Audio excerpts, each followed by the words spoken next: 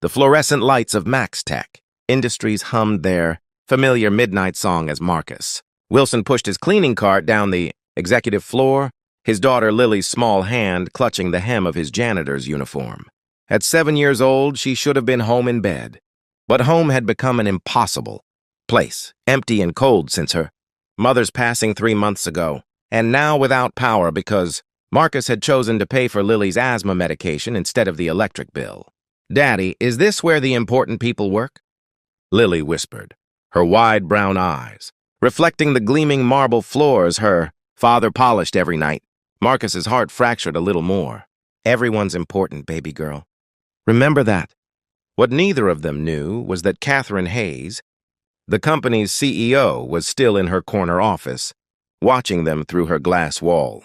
She'd been reviewing quarterly reports, but now the papers lay forgotten on her desk as she observed the janitor she'd never really noticed before, the invisible man who kept her world spotless, carefully, settling his daughter on a lobby couch with a worn blanket, positioning his cart so he could see her while he worked.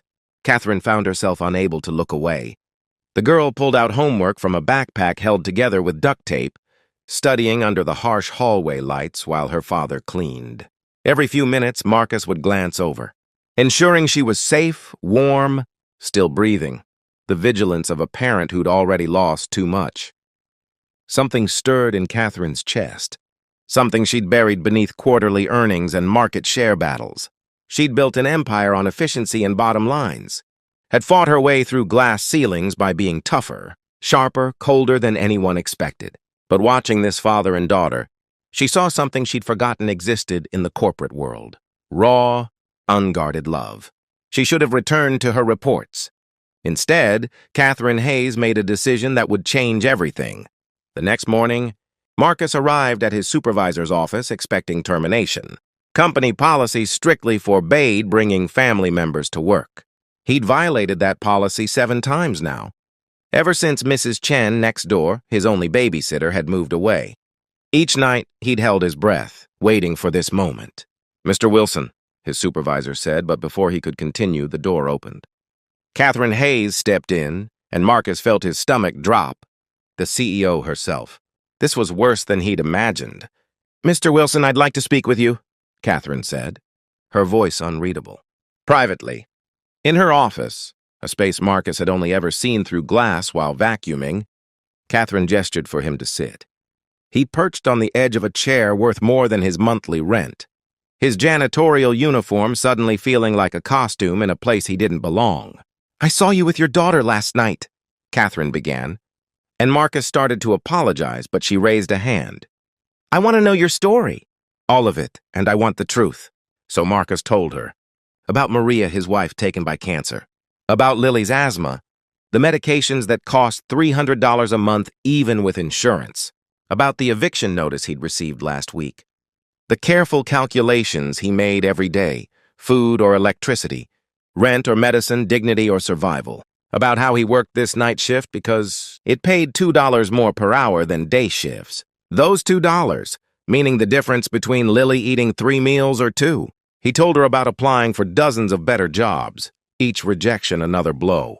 About his high school diploma that seemed worthless now. About the college dreams he'd once had before life had other plans. About Lily's brilliant mind, how she loved mathematics and dreamed of being an engineer. How he stayed awake at night terrified. He'd fail her the way the world had failed him. Catherine listened without interrupting, and when Marcus finished, he saw something he'd never expected to find in a CEO's eyes: tears. "Mr. Wilson," she said quietly, "I'm going to do something, and I need you to let me. Can you do that?"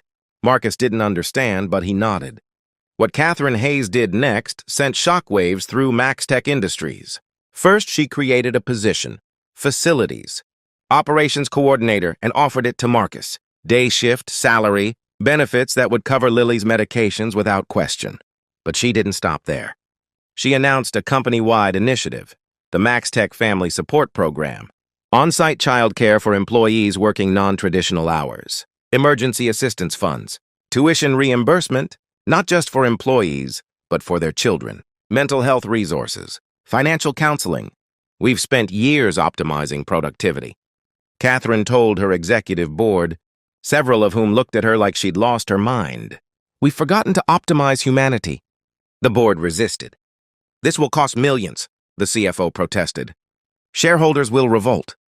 Catherine's response became legendary. Then find new shareholders. I've spent 20 years building a company that makes record profits while our employees choose between feeding their children and paying rent.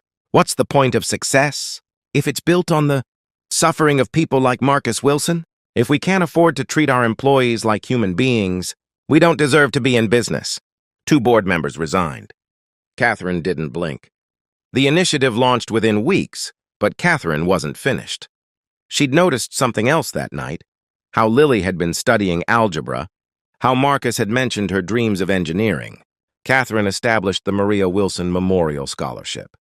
Named for Marcus's late wife, providing full college funding for children of MaxTech employees, Lily Wilson became its first recipient. The story leaked to the media, as these stories do. Some praised Catherine's compassion. Others accused her of publicity stunts. Conservative shareholders threatened lawsuits. The stock price dipped. Catherine held firm. Let it fall, she told her remaining executives. We'll build it back on something real.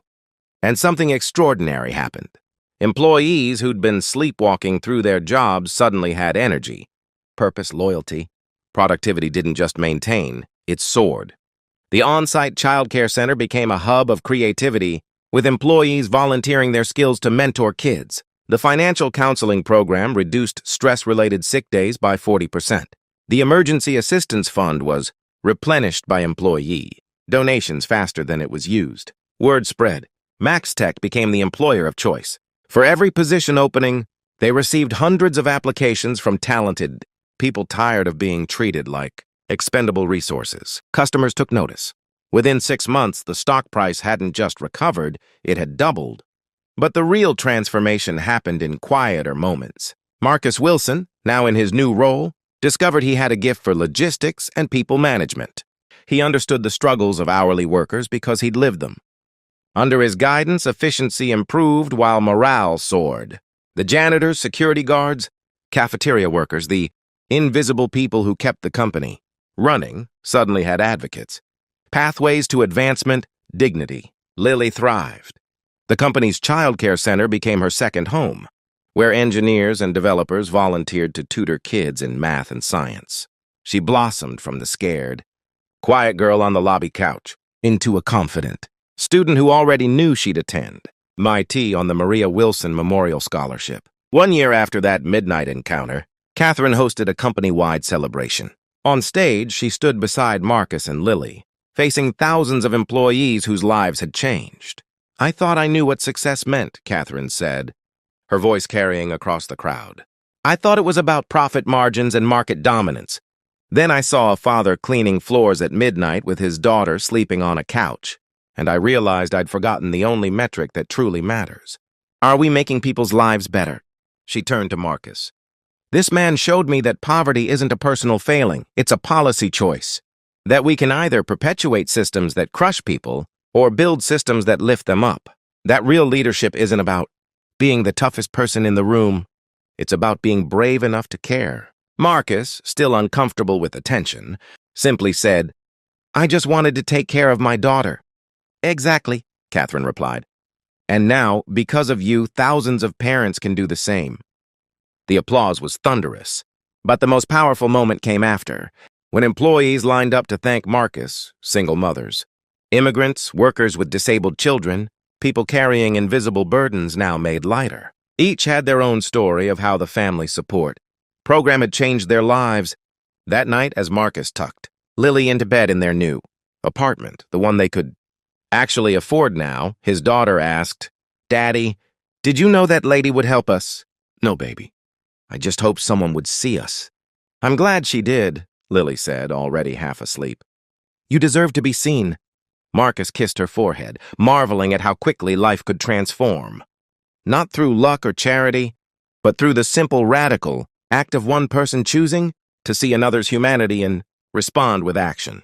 In her own home across the city, Catherine Hayes sat in her study, looking at a framed photo on her desk. Marcus and Lily on that lobby couch, taken from security footage. She'd kept it as a reminder of the night she'd rediscovered what truly mattered. Her phone buzzed with another message from her publicist about interview requests. Think pieces calling her either a visionary or a fool. She ignored them all. The only metric she cared about now was different. How many families slept peacefully tonight because someone had chosen to see their struggle and act with compassion? That number was growing every day, and in that growth lived the quiet revolution neither Catherine nor Marcus had. Planned. Proof that sometimes the most powerful force in the world isn't ambition or innovation or market disruption. Sometimes it's simply one person choosing to treat another as if their life truly matters. Because it does.